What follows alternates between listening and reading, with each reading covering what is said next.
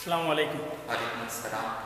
قربانی دیتے وقت موزن لمبی دعا پڑھتے ہیں، وہ ہم کو یاد نہیں رہتا، ہم خود قربانی دینا رہتا ہے، وہ لمبی دعا پڑھنا ہے کیا؟ پہلا سوال۔ اور دوسری سوال، قربانی کا چمڑا کس کو دینا؟ بھائی صاحب نے بہت اچھا سوال کیا کہ قربانی کے تعلق سے کہ ان کے قربانی کے جانور کو وہ خود قربانی دینا چاہتے ہیں، تو آپ لوگوں کو معلوم ہونا چاہیے کہ قربانی کے جانور کو جہاں تک ہو سکے قربانی دینے والا ہی اپنے ہاتھ سے قربانی کرے۔ اللہ کے نبی صلی اللہ علیہ وسلم نے بھی اپنے قربانی کے جانور کو اپنے ہاتھوں سے کاٹا، ذبح بیدہ، اللہ کے نبی نے اپنے ہاتھوں سے اس کو ذبح کیا، اس لیے یہ بڑی اچھی بات ہے۔ ان کا سوال یہ تھا کہ قربانی کے وقت مؤذن صاحب بڑی لمبی دعا پڑھتے ہیں، مجھے یاد نہیں ہے، کیا کروں؟ معلوم ہونا چاہیے کہ مؤذن صاحب جو لمبی دعا پڑھتے ہیں، انی وجہت وجہی للذی فطر السماوات والارض حنیفا وما انا من المشرکین ان صلاتی ونسکی ومحیای ومماتی للہ رب العالمین لا شریک لہ وبذلک امرت وانا اول المسلمین۔ یہ قرآن کی آیت ہے لیکن دعا نہیں ہے۔ قربانی پیش کرتے وقت یہ آیت پڑھنے کی ضرورت ہی نہیں ہے، اور بھی کھلے الفاظ میں کہنا ہے تو اللہ کے نبی صلی اللہ علیہ وسلم نے چھری لے کر جب جانور کو ذبح کرنے کے لیے تیار ہو گئے، یہ دعا نہیں پڑھی۔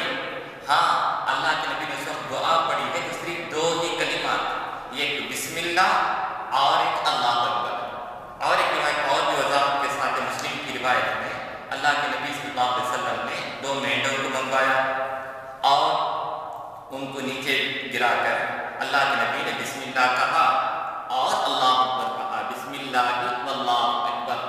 تو قربانی کے لیے بسم اللہ کہہ کر اللہ اکبر یا بسم اللہ واللہ اکبر کہہ کے کافی ہے، وہ لمبی دعا پڑھنے کی ضرورت نہیں، وہ لمبی دعا ثابت بھی نہیں، اس لیے وہ لمبی دعا ہرگز نہیں پڑھنی چاہیے۔ قربانی کے لیے بسم اللہ واللہ اکبر کہہ کے کافی۔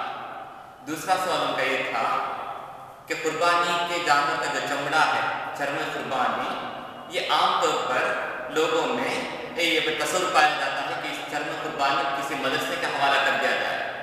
یہ بات صحیح ہے، کیونکہ اللہ کے نبی صلی اللہ علیہ وسلم نے حضرت علی سے کہا کہ کسی قربانی کے جانور کا چمڑا، زین، ہڈی، گوشت سب کے سب جو ہے یتیموں، غریبوں کے لیے، مسکین کے لیے ہے، فقیر کے لیے ہے، محتاج کے لیے، تو ان میں سے کوئی بھی حصہ کبھی جزا کو خصی کو ہرگز نہیں دینا ہے، یہ اللہ کے نبی نے فرمایا۔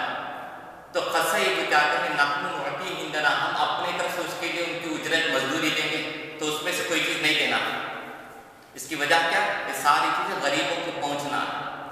اب ان کے سوال کا مقصد یہ تھا کہ عام طور پر لوگ چرم قربانی غریبوں کو دینے کے بجائے کسی مدرسے کا حوالہ کر دیتے ہیں، جبکہ مدرسے میں مالدار بھی رہتے ہیں، غریب بھی رہتے ہیں، یتیم بھی رہتے ہیں، اور اسی طرح خوشحال لوگ بھی رہتے ہیں۔ اس لیے کسی مدرسہ کا حوالہ مت کیجیے، بلکہ اس قربانی کے چمڑے کو اگر آپ کے رشتے دار میں کوئی غریب ہے ان کو دے دیجیے، پڑوس میں کوئی غریب نہیں ان کو دے دیجیے، یا آپ کے جان پہچان میں کوئی غریب نہیں ان کو دے دیجیے۔ ایسے ہی مدرسہ کو دے دیں گے تو مدرسے میں پڑھنے والے سب کے سب محتاج نہیں ہیں، سب کے سب غریب نہیں ہیں، اس لیے مدرسے کو دینے کے بجائے آپ جن کو جانتے ہیں کہ وہ غریب ہے اس کو دے دیجیے۔